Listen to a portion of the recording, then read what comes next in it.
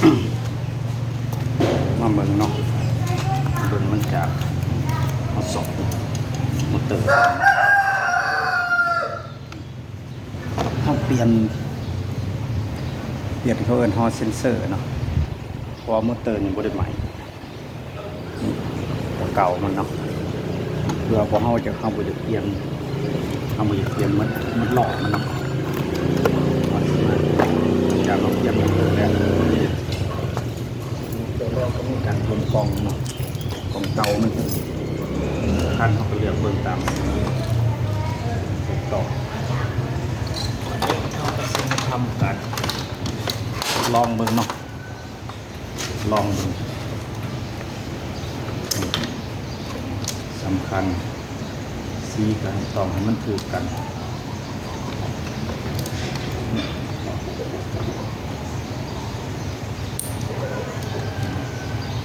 เดี๋ยวเรากล่องมาเบิ่งไก่นี่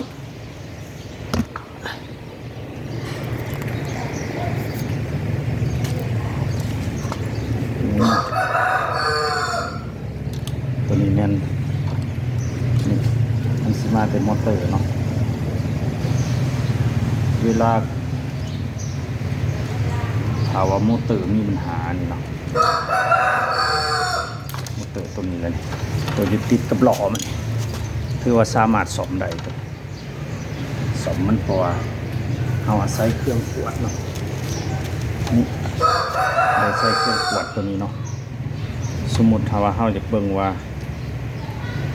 ฮอเซนเซอร์มันดีมันบ่ดีเนาะเราก็มาทดลองเบิ่งเนาะลองวิธีเบิ่งสังเกตเนาะนี่ไพ่มันนี่เนาะไพ่มันสิแล่นมึบมับแบบนี้เนาะเพราะว่าก่อนอาการที่เราจะได้มางสมมันจะเต้นแต่2 อันเนาะเป็น2 อันตัวนี้ว่าเรื่องกวดฮอเซนเซอร์เนาะตัวนี้ฮอเซนเซอร์ตัวที่ว่าเป็นตัวนี้มันจะฝังอยู่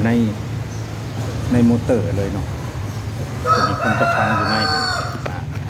ตัวนี้เสียก็คือว่าแลนบ่ได้ที่กันบัดนี้มาเบิ่งซ้ายตัวนี้เนาะซ้ายตัวนี้วิธีขวดเฮาจะกลัวมอเตอร์มันใส่ได้ไม่ใส่บ่ได้เนาะเอาก็มาเอาตัวนี้เป็นขดลวดใหญ่ตัวที่ว่ามันเคียนออกเนาะเอามาตรวจกาบุก่อนว่าตัวนี้มันยังใส่ได้บ่นี่ว่านี่เอาปิ่นเบิ่งเนาะไฟมันก็แล่นมับนี่เนาะแล่นมับเบิ่งหมดคือว่า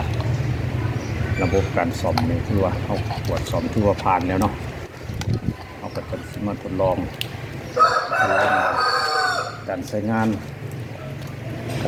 มันได้บ่เนาะทุกอย่างเขาเปลี่ยนแล้วเรียบร้อยแต่ว่าสีซ้ายนี่ก็ไม่ถูกตามสีเนาะเด็ดดีใช่แต่ว่าเวลาซ่อมแบบนี้มันก็ต้องเทื่อเฮาย้ายฮอเซนเซอร์มันบ่ถูกเนาะบัดเอามาทดลองก่อนความสปินบ่นี่เนาะแต่ว่าสายตัวนี้มันบ่ถือกันเนาะระบบกดมันบ่ถือกันเฮาสามารถเปลี่ยนได้มอเตอร์มันสิดังลากแบบคือจะปินแน่บ่ปินแน่เนาะเอามาลองซับเบิ่งมันเนาะเอามาลองซับเบิ่งก็ได้บ่คิดตัวนี้เนาะลองซับเบิ่งคือว่าได้เนาะ1 2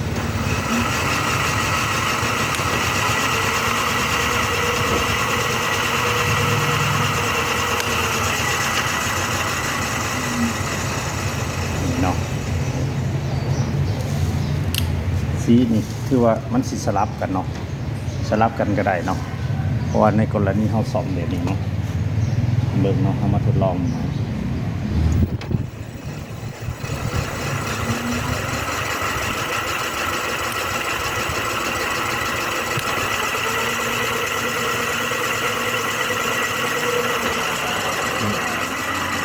ถือว่าเป็นอันเรียบร้อยเนาะ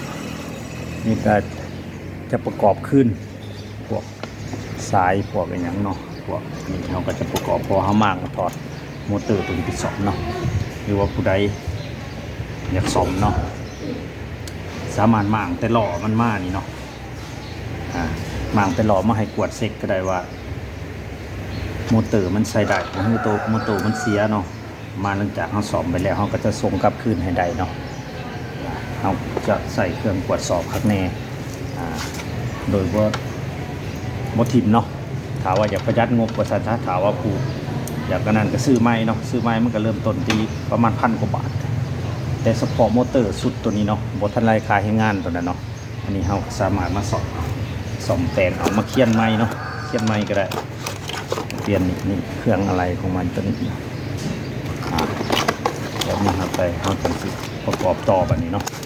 ถือว่าเป็นอันสำเร็จใช้งานได้ปกติแล้วแบบนี้